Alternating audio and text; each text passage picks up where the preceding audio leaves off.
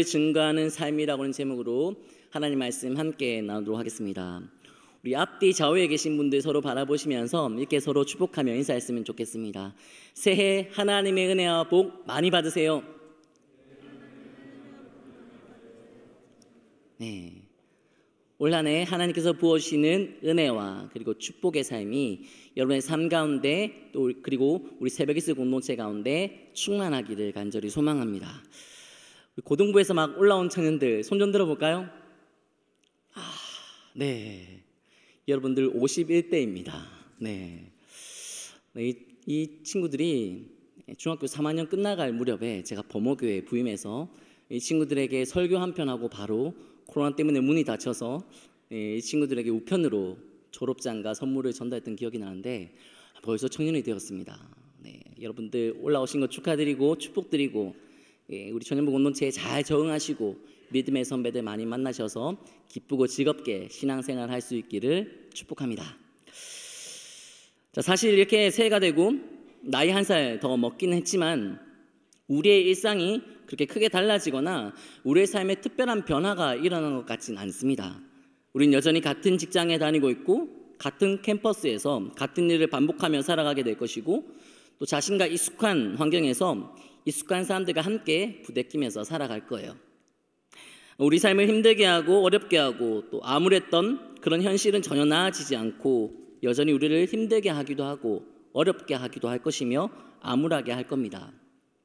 그러나 사랑하는 여러분, 지금까지 우리와 함께 하신 하나님의 은혜와 사랑 역시 절대로 축소되거나 약해지지 않고 우리 삶에 계속해서 주어지고 또 이어질 거예요. 나를 둘러싼 환경이나 현실이 아니라 우리의 삶을 친히 인도하시는 그 하나님께 우리의 시선을 고정시키며 살아가게 될 때, 그럴 때 상황 따라 환경 따라 변덕을 부리고 왔다 갔다 하는 신앙이 아니라 한결같은 믿음으로 무장될 수 있습니다. 그리고 그로 인해 힘겹고 어렵고 암울한 현실을 극복할 수 있는 힘과 능력이 올 한 해 여러분의 삶 가운데, 우리 교회 가운데, 우리 공동체 가운데 부어지게 될 것입니다. 이와 같이 올 한 해 나를 둘러싼 환경과 상황은 크게 달라지지 않더라도 하나님을 향한 믿음만큼은 더욱 굳건해지시고 또 더욱 단단해지셔서 우리를 통해 역사하실 하나님을 더 많은 사람들에게 보여주고 증거하며 살아가는 귀하고도 복된 도구로 쓰임받는 여러분들 모두가 되실 수 있기를 간절히 축복합니다. 자, 오늘 본문의 말씀은 이사야 성경을 배경으로 하고 있습니다. 여러분, 이사야 선지자에 대해서 알고 계신가요? 이사야는 남유다 말기에 남유다 왕들과 백성들을 대상으로 하나님의 말씀을 증거했던 선지자예요. 그때 당시 남유다는 정치적으로 사회적으로 대단히 혼란한 시기였습니다. 당시 북이스라엘은 하나님을 버리고 우상 숭배라고 하는 죄를 일삼다가 아수르 제국에 의해 멸망당하고 말았죠. 북이스라엘 왕들과 백성들에게 하나님의 말씀을 전하기 위해 그리고 그들의 회복을 위해 엘리야와 엘리사 그리고 호세와 같은 선지자들이 쓰임받았었습니다. 그러나 이들의 헌신과 수고에도 불구하고 북이스라엘의 왕들과 백성들은 죄의 길에서 돌아서지 않고 우상 숭배라고 하는 죄를 계속해서 이어가다가 결국 아수르 제국에 의해 멸망당하고 만 거예요. 자, 이러한 모습을 목격한 남유다의 왕들과 백성들은 경각심을 가지고 북이스라엘과 같은 죄를 답습하거나 본받지 말고 하나님의 말씀대로 살아가기 위해 부단히 노력해야 했죠. 이를 위해 이사야 선지자와 더불어서 미가, 예레미야와 같은 이 선지자들이 왕과 백성들에게 열심히 하나님의 말씀을 전했습니다. 그러나 이들의 수고와 헌신도 다 소용이 없었어요.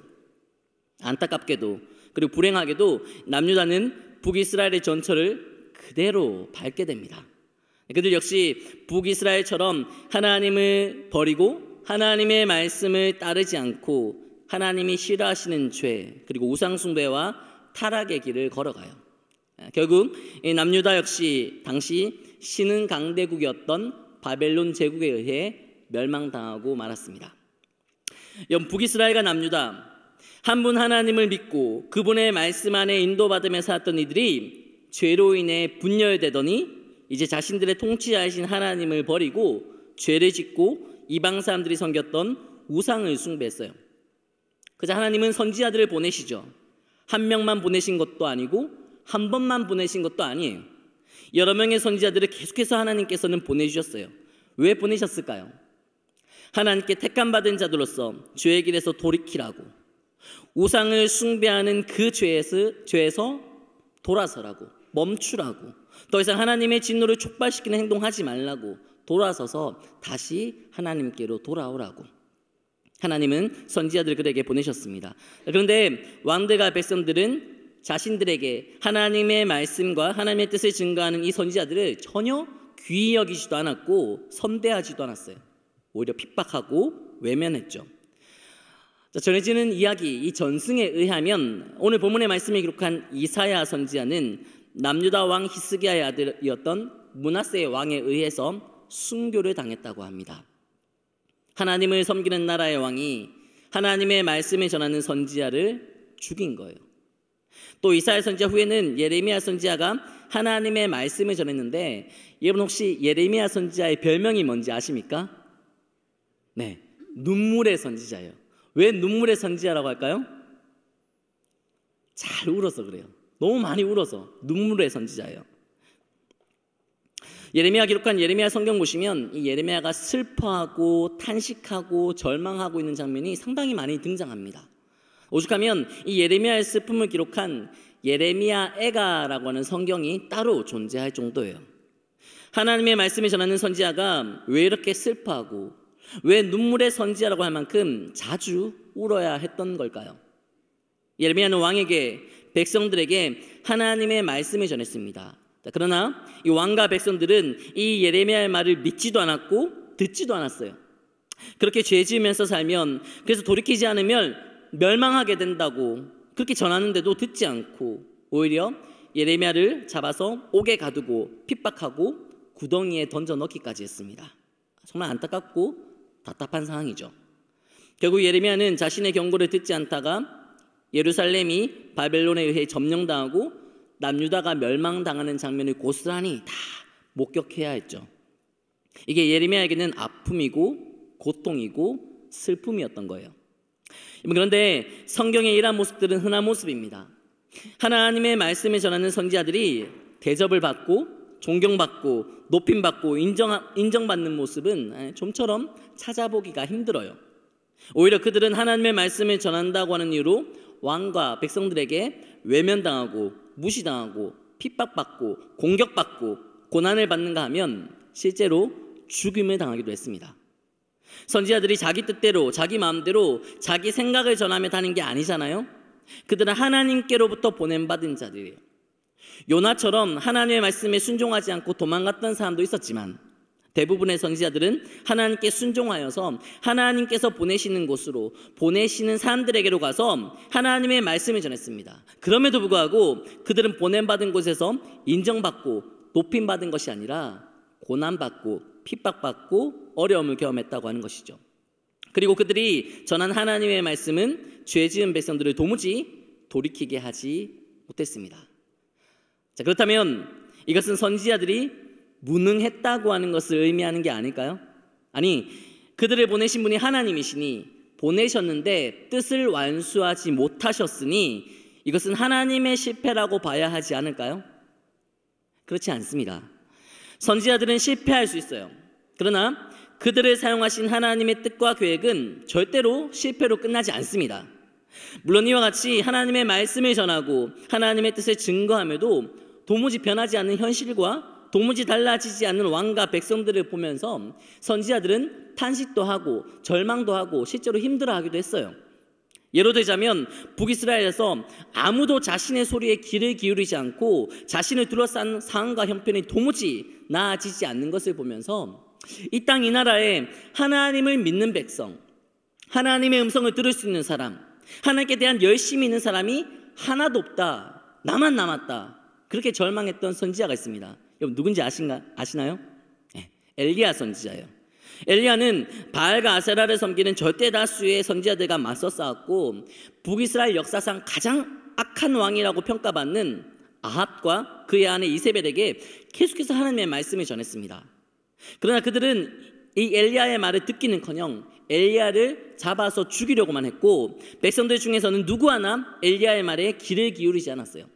그래서 엘리야는 하나님을 찾고 또 하나님을 의지하는 사람이 하나도 없다고 하면서 그러한 현실에 괴로워하면서 하나님께 자신을 죽여달라고까지 합니다. 너무 힘들고 너무 절망스럽기 때문이죠. 여러분, 그러자 하나님께서 엘리야에게 어떻게 말씀하셨는지 아시나요? 네, 열왕기상 19장 18절 말씀인데 우리 같이 한번 읽어보도록 하겠습니다. 함께 읽습니다.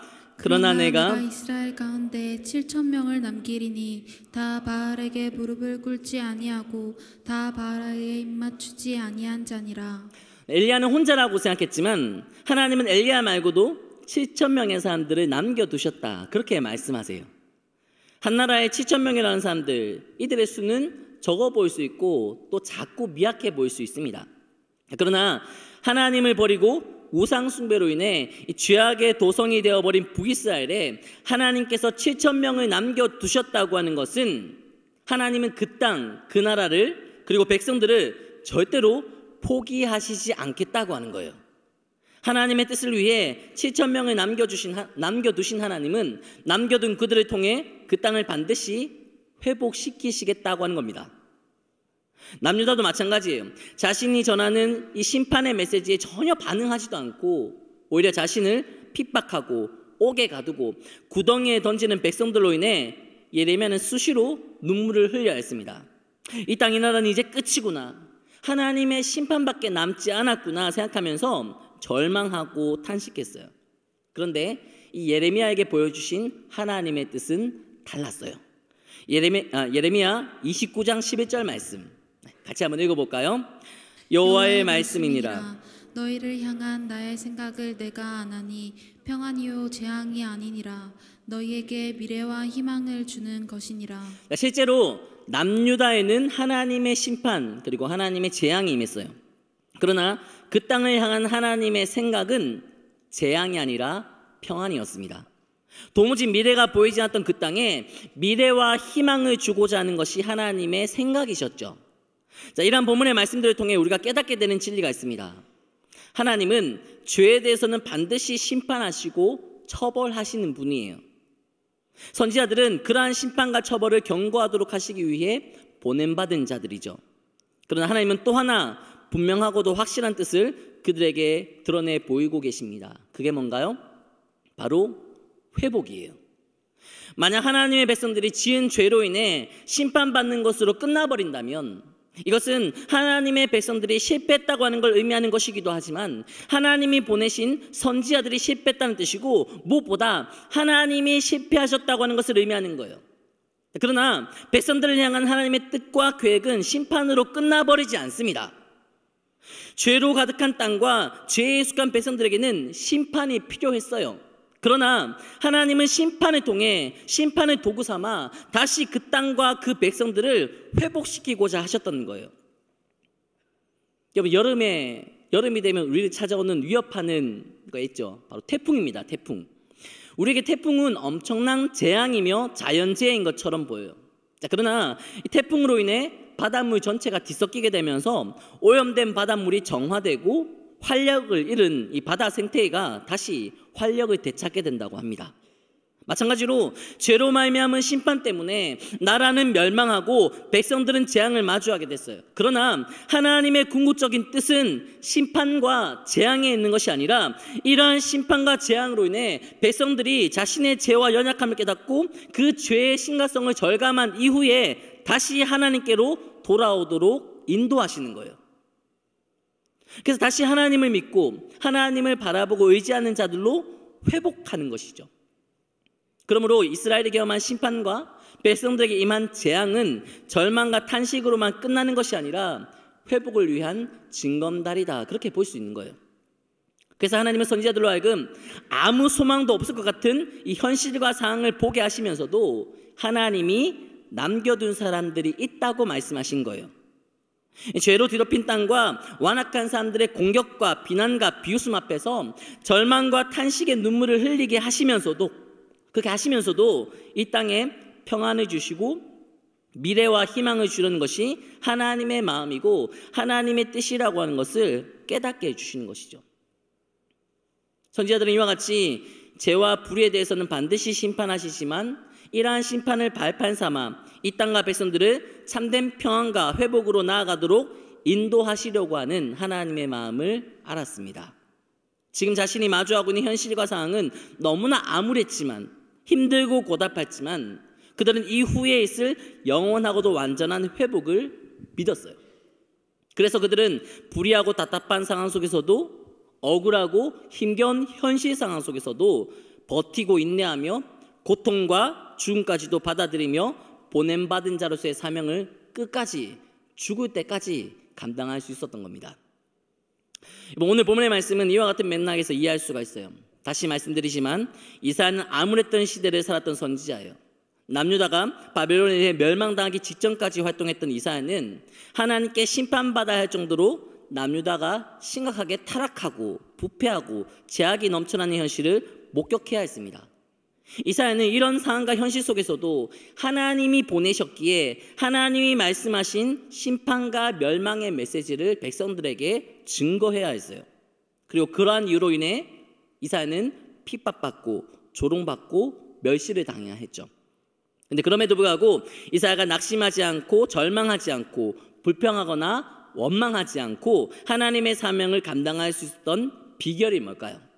오늘 본 말씀인데 우리 14절 말씀 같이 한번 읽어보도록 하겠습니다. 14절 말씀 함께 읽겠습니다.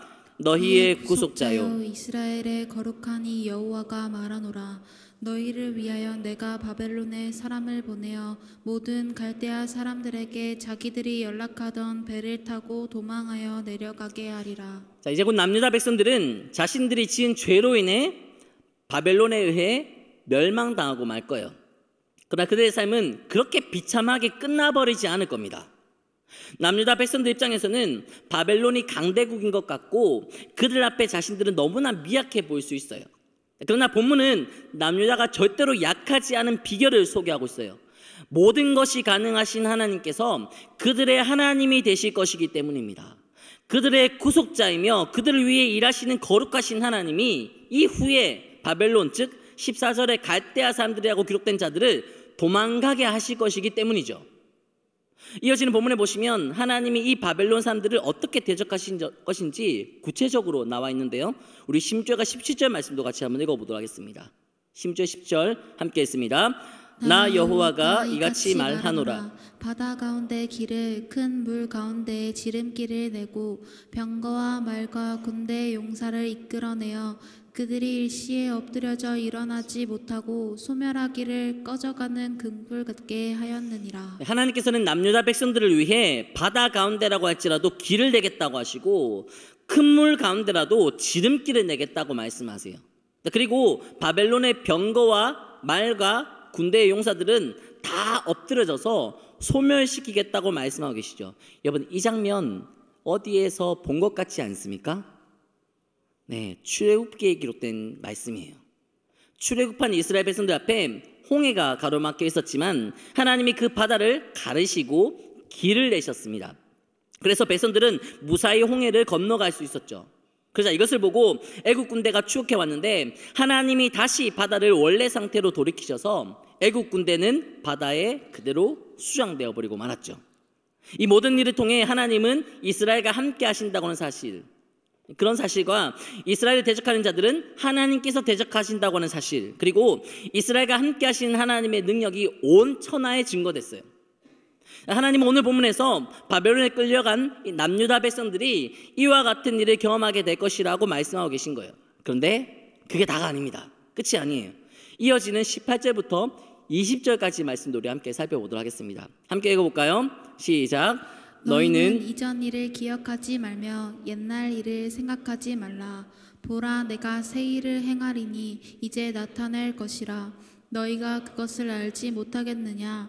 반드시 내가 광야의 길을 사막의 강을 내리니 장차 들짐승 곧 승냥이와 타조도 나를 존경할 것은 내가 광야의 물을 사막의 강들을 내어 내 백성 내가 택한 자에게 마시게 할 것임이라. 여기 보시면 하나님은 이스라엘을 통해 백성들에게 이전 일을 기억하지 말고 옛날 일은 생각하지 말라고 말씀하십니다. 여러분, 여기서 이전 일과 옛날 일은 어떤 일을 말하는 걸까요?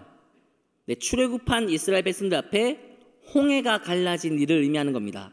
하나님은 그 일을 기억하지도 말고 생각하지도 말라고 하세요. 왜죠? 이전에 본 적도 없고 경험한 적도 없는 새 일을 행하실 거니까. 그 일이 어떤 일인가요? 광야에 길을 내고 사막에 강을 내시겠다는 겁니다. 홍해가 갈라지도록 하신 건 존재하는 것에 변형이 일어나게 하신 사건이에요. 그런데 광야에 길을 내고 사막에 강을 내는 건 존재하지 않던 것, 존재할 수 없는 것을 존재하게 해주겠다고 하는 거예요. 무에서 유를 창조하시겠다고 하는 것이죠. 더 크고 더 위대한 일을 행하실 것이고 보여주실 것이고 또 누리게 해주실 것이니 이전 일은 기억하지 말고 옛날 일은 생각하지 말라는 거예요. 홍해가 갈라진 것도 정말 위대하고 놀라운 일이지만 앞으로 하나님이 행하실 일에 비하면 그 일은 아무것도 아니라는 거예요. 하나님이 남유다 백성들의 대상으로 이렇게 위대한 일을 행하시고 보게 하실 거라고 약속하고 계세요. 여러분, 그런데 이러한 사실을 증거한 사람이 누구라고요? 이사야 선지자예요. 이사야 선지자는 이러한 예언이 이루어지기 일보 직전에 살았던 사람이 아닙니다. 바벨론의 포로로 끌려갔는데 바벨론이 곧 무너질 것 같고 이제 곧 해방될 것 같은 가능성이 보일 때 이 말씀을 기록한 게 아니라고요. 오히려 이사야는 훨씬 이전에 살았던 사람이에요. 아직 남유다가 바벨론에 의해서 멸망하기도 전이었어요. 남유다는 죄로 뒤덮이고 부패하고 타락하고 누구 하나 하나님의 말씀에 귀를 기울이지 않았던 시대에 살았던 사람이 바로 이사야입니다. 근데 이사야는 아직 멸망하지도 않은 남유다에 이제 곧 남유다가 바벨론에 의해 멸망당할 것이고 심판당할 것이다, 이런 메시지를 전했어요. 이런 메시지를 누가 듣고 이런 메시지를 전하는 이사야를 누가 좋아했겠어요? 당연히 왕과 백성들로부터 미움과 핍박을 받을 수밖에 없었죠. 그래서 이사야는 자신이 예언한 대로 남유다가 바벨론에 의해 멸망하고 심판당하는 것을 보기도 전에 자신의 메시지를 들은 왕으로부터 죽임을 당했어요. 선지자로서 이사야 역시 자신의 최후에 대해서 어느 정도 직감하고 있었을 겁니다. 자, 그럼에도 불구하고 이사야가 생명 걸고 목숨까지도 내놓고 선지자로서의 사명을 완수할 수 있었던 비결이 뭔가요? 그는 이 땅을 심판하시지만 반드시 이 땅을 회복시키실 하나님을 믿었던 거예요. 그래서 이사야는 멸망과 심판에 관한 메시지만 전한 게 아니죠. 오랜 시간이 지난 후에 남유다를 멸망시킨 바벨론이 멸망할 것이다. 그리고 그때 남유다 백성들은 하나님께서 행하시는 새 일, 즉 광야에 길을 내시고 사막에 강을 내시는 것을 보게 될 것이다. 이와 같이 남유다가 회복될 것이라고 하는 메시지도 함께 증거했던 겁니다. 오늘날 교회가 왜 힘을 발휘하지 못하는 걸까요? 왜 하나님을 믿는 백성들이 세상에서 영향력을 상실하고 빛과 소금으로서의 정체성도 지켜내지 못하고 있는 걸까요? 수많은 교회와 성도들이 보이는 현실, 보이는 상황에 갇혀서 살아가는 거예요. 현실은 암울하고 상황은 힘들고 고달프지만 하나님은 반드시 이러한 현실과 상황을 회복시키실 거예요. 그런데 하나님을 믿는 백성들이 하나님을 전해야 하는 교회가 암울한 현실을 뛰어넘지도 못하고 있고 힘들고 고달픈 상황을 극복할 수 있는 힘도 없어요. 보이는 문제 현실에 갇혀서 너무 힘들다고만 하고 보이는 상황의 어려움을 극복하지 못해서 교회가 큰일이라고, 교회가 위기라고 아우성을 치면서도 회복을 약속하신 하나님을 찾고 하나님을 믿고 하나님을 의지하지는 않기 때문이에요. 여러분, 이사야가 기록한 본문의 말씀이 오늘날 우리에게까지 주어진 이유가 뭘까요?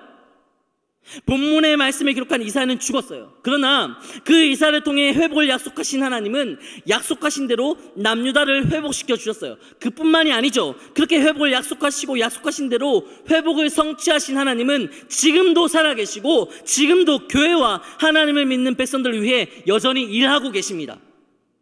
우리에게는 보이는 현실과 상황 넘어 지금도 살아계셔서 나를 위해, 우리 공동체와 우리 교회를 위해 일하시는 하나님을 바라볼 수 있는 믿음이 필요합니다. 보이는 현실이 아무리 암울하다고 할지라도 지금도 역사하시는 하나님은 우리를 위해서도 남겨둔 사람들이 있어요. 우리를 둘러싸고 있는 상황은 너무나 힘겹고 버겁고 어렵고 우리 마음 같지 않지만 하나님은 우리가 재앙으로 인해 고통받고 힘들어하며 사는 것이 아니라 평안하게 살기를 원하시고 우리에게 미래와 희망을 주기 원하시고 또 능히 그렇게 하실 수 있는 분입니다. 이란 하나님의 뜻이, 그분의 말씀이, 그리고 그렇게 말씀하신 하나님이 말씀하신 대로 성취하셨다고 하는 성경의 기록이 지금까지도 변하지 않고 쇠하지 않고 훼손되지 않고 오늘날 우리에게까지 전달된 것은 지금 우리를 향한 하나님의 뜻 역시 절대로 변하지 않고 쇠하지 않고 훼손되지 않을 것이라는 사실을 믿으라는 거예요.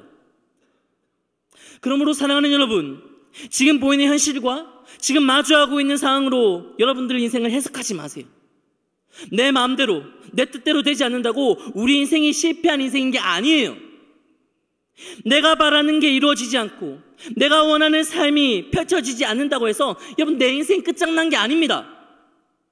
여러분, 이사야가 자신이 전한 메시지가 성취되는 것을 보지도 못하고 죽었다고 해서 그의 인생을 실패한 인생이라고 할 수 있습니까? 절대로 그럴 수 없습니다. 그가 하나님께서 회복하신 때를, 그 은혜를 경험하지 못하고 죽임당한 상황만 놓고 보면 불행할 수도 있어요. 그러나 그가 전한 메시지가 누군가에게 들려지고 전달되어 지금까지 수많은 사람들이 하나님의 신실하신 은혜와 사랑을 깨닫게 됐어요. 그가 기록한 말씀이 누군가에게 전달되고 계속해서 보존되어 오늘날 우리에게까지 익혀지게 되었고, 그 말씀으로 인해 우리를 포함한 수많은 사람들이 하나님을 믿게 됐어요. 그렇다면 이사야는 약속하시고 계획하신 대로 이루시고 성취하시는 이 하나님의 신실하신 은혜와 사랑을 증거하고 수많은 사람들로 하여금 그 하나님을 믿게 한 자로서 절대로 실패한 인생을 산 게 아니에요. 우리도 마찬가지입니다. 이번 하나님을 믿는 우리의 삶에도 어려운 일, 힘겨운 일, 우리 마음 같지 않는 일이 있을 수 있어요. 하나님을 전하는 우리의 인생에도 힘겹고 절망스럽고 슬퍼하고 낙심될 만한 일들, 정말 내 마음 같지 않은 일들이 발생할 수 있다고요. 아니, 실제로 이런 일들이 일어나요. 그러나 우리를 향한 하나님의 마음을 알기에 그렇게 힘겨운 현실 앞에서 낙심하거나 주저앉아만 있지 않는 거예요. 내 삶을 어떻게든 회복시키시는 게 하나님의 뜻이라고 하는 것을 믿기에 그렇게 절망스러운 상황 속에서도 걱정만 하며 불평만 하면서 살지 않는 거예요. 오히려 그 힘겨운 상황 속에서도 내 삶을 선하게 인도하실 하나님을 고백하는 거예요. 그 절망스럽고 그 슬프고 낙심되는 현실 속에서도 실수 없이 나를 빚어가시고 나를 만들어가시고 나를 능히 사용하실 하나님을 드러내며 사는 거예요. 물론 우리도 이사야와 같이 하나님의 응답과 회복시켜 주시는 은혜를 곧바로 경험하지 못할 수도 있습니다. 그러나 슬프고 고통스러운 상황 속에서도 하나님의 선하심을 고백하는 우리를 통해 누군가가 하나님을 만나게 된다면 우리가 마주하고 있는 상황이 없다든지 우리 삶은 절대로 비참한 삶이라고 할 수 없는 거예요. 절망하고 낙심되는 현실 속에서도 실수하지 않으시는 하나님의 인도하심을 믿기에 그분의 사랑과 그분의 은혜를 고백하는 우리를 통해 누군가가 위로를 얻고 힘을 공급받을 수 있게 된다면 우리가 겪고 있는 현실이었다든지 우리 인생은 절대로 실패한 인생이 될 수 없는 겁니다. 하나님이 광야의 길을 내시고 사막의 강을 내신다는 사실이 누군가에게는 말도 안 되는 소리로 들릴 수도 있겠죠. 그러나 광야 같은 내 삶을 붙드시고 일으키실 하나님을 믿기에 광야 같은 상황 속에서도 불평하지 않는 우리를 통해 광야 같은 삶을 살아가고 있는 누군가는 광야의 길을 내시는 하나님을 발견할 수 있습니다. 사막과 같은 내 인생을 역전시키시는 하나님을 믿기에 사막과 같은 현실 속에서도 원망하지 않는 우리들의 삶을 통해 사막과 같은 인생을 사는 누군가는 사막의 강을 내시는 하나님을 경험할 수 있어요. 이것이 바로 광야와 사막과 같은 삶을 살면서도 믿음이 있기에 우리가 보여줄 수 있는 능력이고 힘입니다. 사랑하는 여러분, 하나님은 완벽한 우리의 삶을 통해 증거되지 않습니다. 우린 도무지 완벽하게 살아갈 수 있는 존재들이 아니기 때문이죠. 오히려 하나님은 부족하고 연약한 현실 속에서도 절망스럽고 힘겨운 삶을 살면서도 하나님을 믿기에 하나님을 의지하기에 버티고 인내하며 무너지지 않고 쓰러지지 않고 쉼없이 하나님을 믿고 의지하기로 선택하고 결단하는 우리의 삶을 통해 증거되고 드러나고 전해질 수 있는 겁니다. 새로운 한 해가 시작되었지만 우리에게는 큰 변화도 없고 우리 삶을 힘들게 하는 문제와 어려움도 여전히 존재하고 있습니다. 그러나 이 모든 과정은 우리를 사랑하신 하나님이 광야 같은 우리 삶에 길을 내시고 사막 같은 우리 인생에 강을 내시기 위해 꼭 필요한 과정임을 여러분 믿으시기 바랍니다.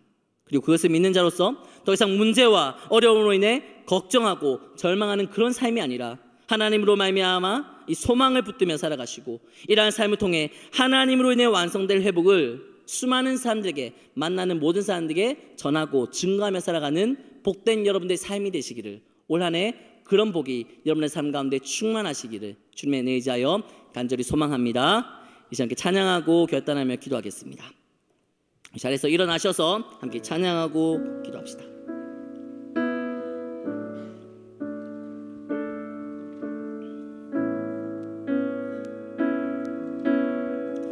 나의 기도하는 것보다 나의 기도하는 것보다 더욱 응답하실 하나님, 나의 생각하는 것보다 더욱 이루시는 하나님. 다시 한번 나의 기도하는 것보다 더욱 응답하실 하나님, 나의 생각하는 것보다 더욱 이루시는 하나님, 우리 가운데 역사하신 능력대로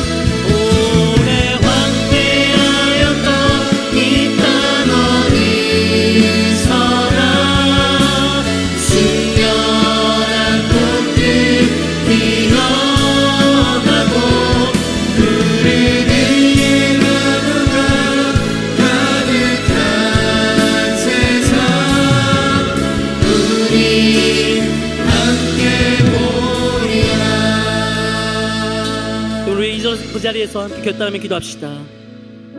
여러분, 우리 인생 참 우리 마음 같지 않습니다. 새해가 되었음에도 여전히 우리를 힘들게 하는 어려움이 있고 낙심하게 만드는 문제들이 있고 절망하게 만드는 상황들 속에 우리가 놓여 있어요. 믿음이 없는 자들은 이러한 상황과 현실 속에서 힘들어하고 낙심하고 절망하면서 살아갑니다. 그러나 하나님 안에서 살아가는 우리가 가지고 있고 우리가 가져야 할 믿음은 무엇인가요? 이 모든 힘겹고 절망적인 상황과 현실 속에서도 우리를 향한 하나님의 은혜와 사랑은 변함이 없다고 하는 거예요. 하나님은 우리를 가장 선한 길로, 가장 완전한 길로 인도하실 것이고 우리 삶을, 우리 인생을 반드시 회복시켜 주실 것이라고 하는 믿음이에요. 여러분, 이 시간 그 믿음 간구하며 함께 기도합시다. 나의 삶을 회복으로 인도하실 하나님을 믿기에, 그분의 변함없는 은혜와 사랑을 믿고 의지하기에 올 한 해 어떠한 상황과 현실 앞에서도 낙심하지 않고 절망하지 않는 자로 살게 하시고 그로 인해 하나님으로 주어지는 완전한 회복을 보여주고 증거한 자로 살아갈 수 있도록 인도하라고, 여러분 이 시간 주님 한번 부르시고 다 같이 기도하겠습니다. 주여,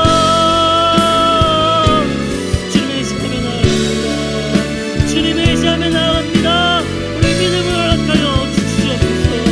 하나님, 믿음의 눈을 들어 주님 바라보기 원합니다.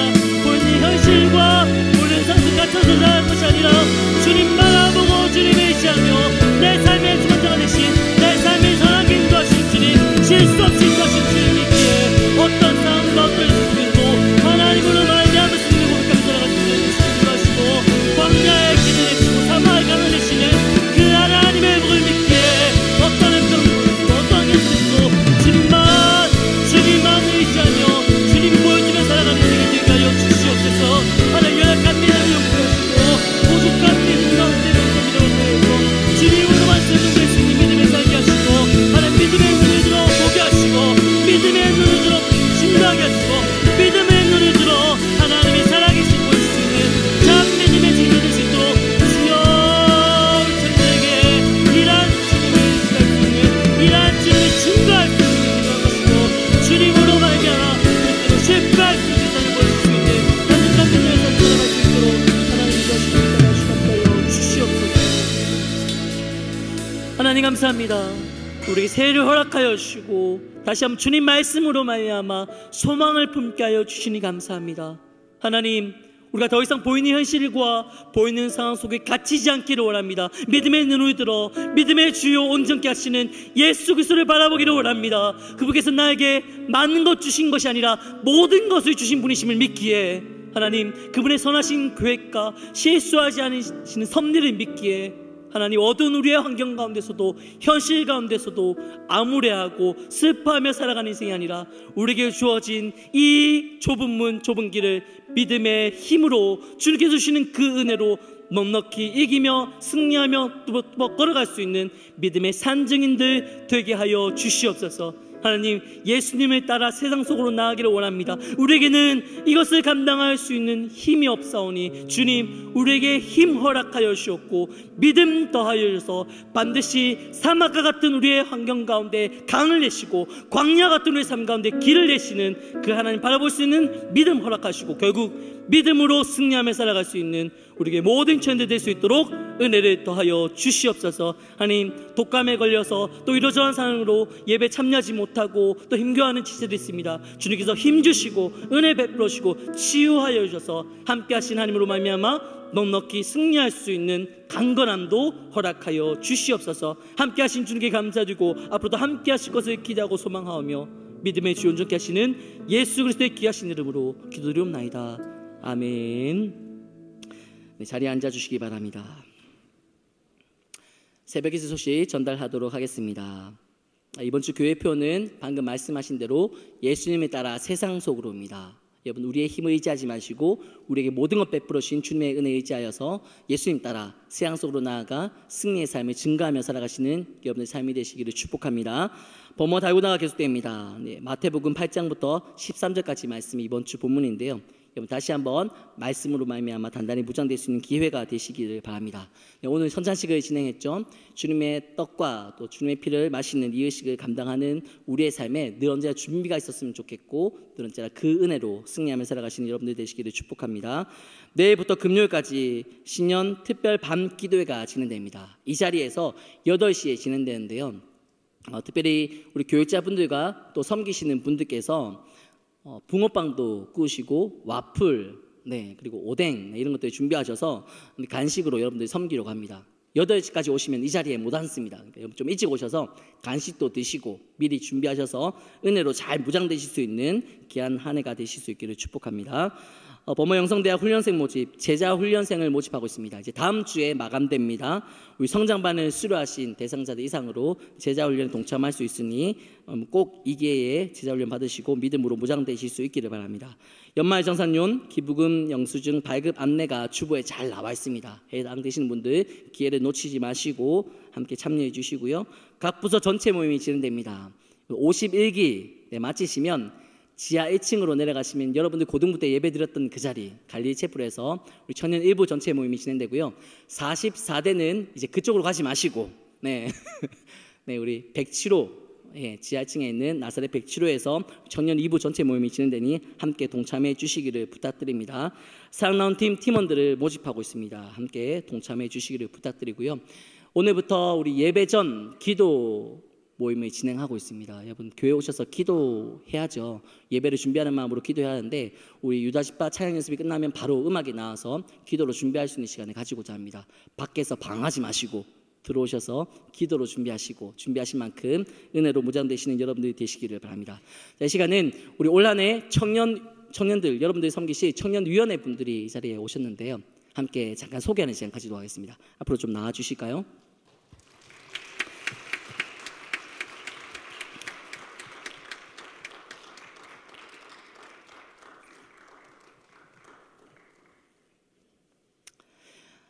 네, 오신 분도 계시고 또 오시지 못하신 분도 계신데 제가 한 분씩 호명해 드릴 때 혹시 오셨으면 네, 인사해 주시면 우리 청년들이 네, 잘 알고 또 기도도 요청받고 축복도 해드릴 것 같습니다.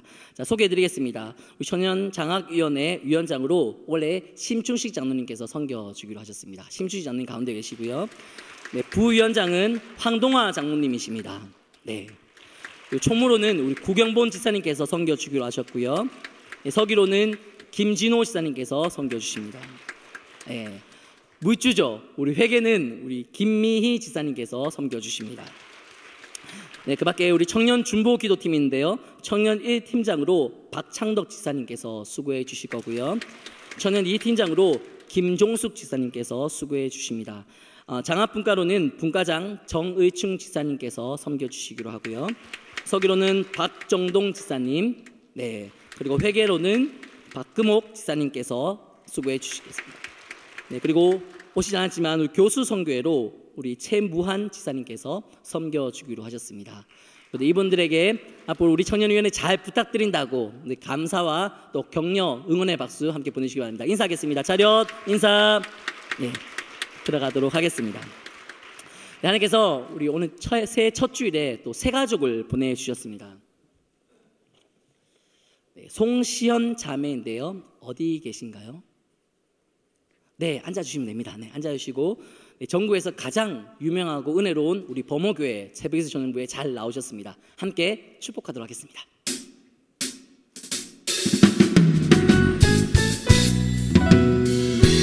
은혜의 주님이 당신을 축복하고 사랑의 주님이 함께 하시네. 은혜의 주님이 당신을 축복하고 사랑의 주님이 함께 하시네.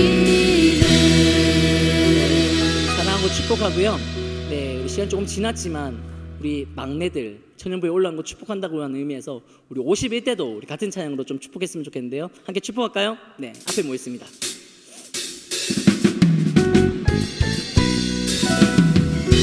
은혜의 주님이 당신을 축복하고 사랑의 주님이 함께 하시네.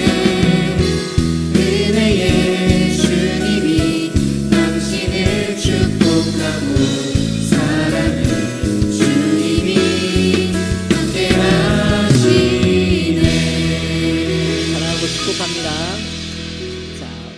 오늘부터 결단 찬양이 바뀌었습니다. 우리 파송 찬양이 바뀌었는데요. 우린 주를 만나고라는 찬양으로 바뀌었습니다. 함께 우리 파송 찬양하시고 축도하심으로 예배 마치도록 하겠습니다. 일어나셔서 함께 찬양하도록 하겠습니다.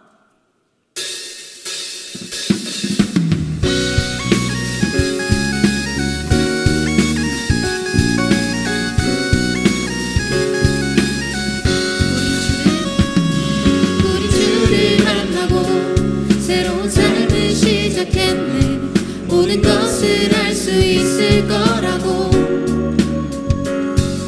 자신감으로 가득 설레는 마음만으로 넘어지고 일어나기도 해.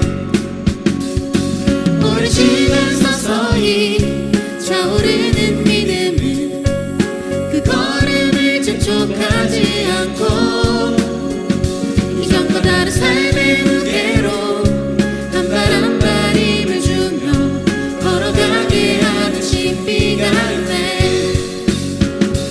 오늘 수많은 문제와 고통이 우리를 애워싸고 시기하지만 주를 향한 노래는 멈출 수 없어. 할렐루야 소리쳐요. 여길 수 없는 유혹과 시험이 우릴 넘어뜨려 비웃었지만 주가 주신 은혜는 멈추지 않아. 할렐루야 노래해요.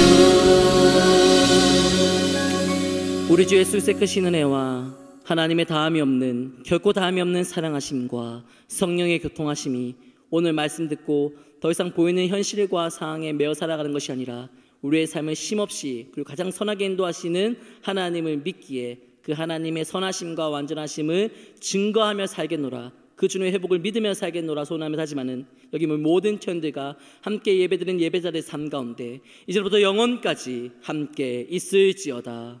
아멘.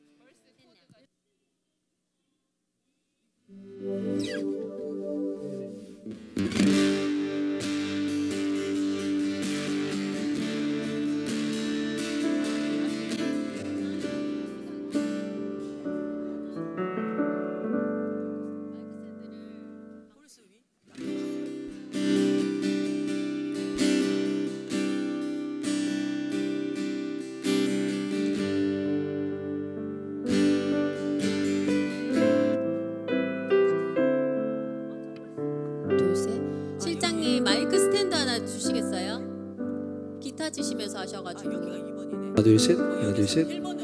할렐루야, 주님을 찬양합니다. 할렐루야. 네네네, 감사합니다. 네, 알겠습니다. 여기 있네요. 네네네, 감사합니다. 자.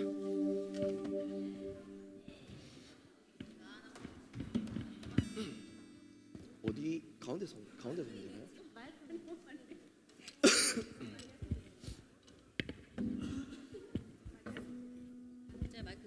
감사합니다.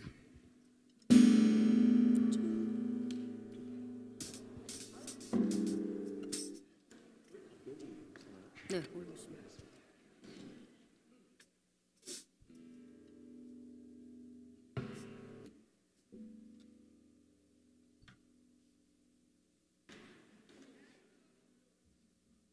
오입에 불응하는 거예요.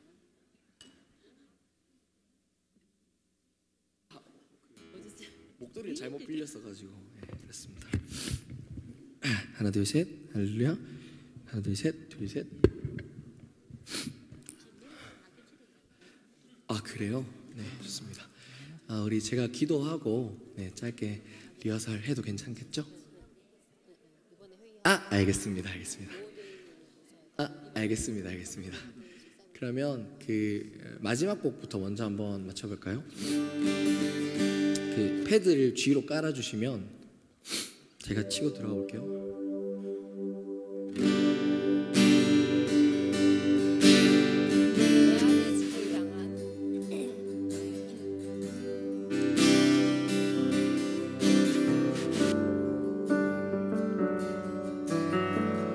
내 안에 주를 향한 이 노래 영원한 노래 있으니 날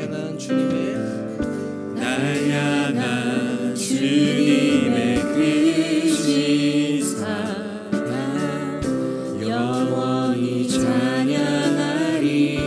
우리 다시 한번 처음부터 고백하겠습니다. 내 안에 주를 향한 이 노래 영원한 노래 있으니 날 향한 주님의 크신 사랑 영원히 찬양하리라. 영원히 찬양하리라. 영원히 찬양하리라.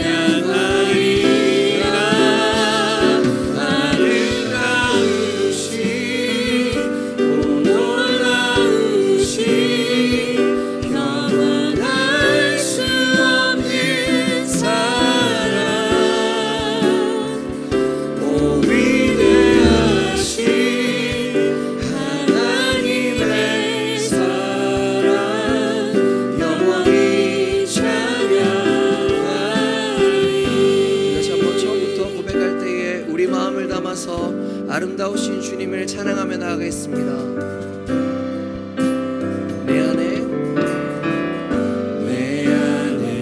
주를 향한 이 노래 영원한 노래 있으니 날 향한 주님의 크신 사랑 영원히 찬양하리. 우리 사랑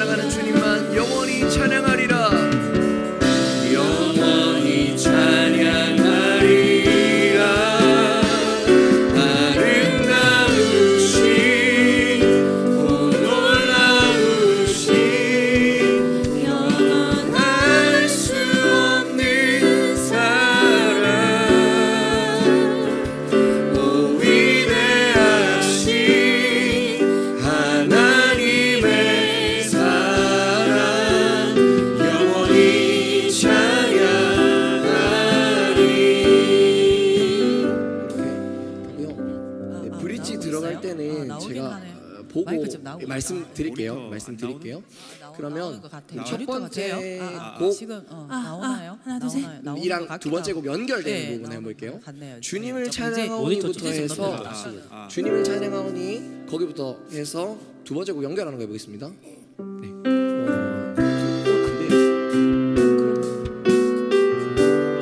네, 주님을 경배하오니 주님을 경배하오니 왕이신 예수여 오셔서 좌정하사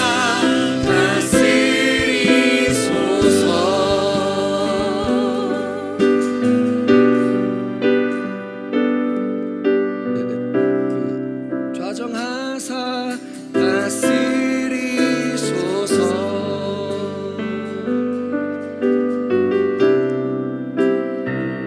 그 G로 계속 빼주시면 제가 찬양받기에 합당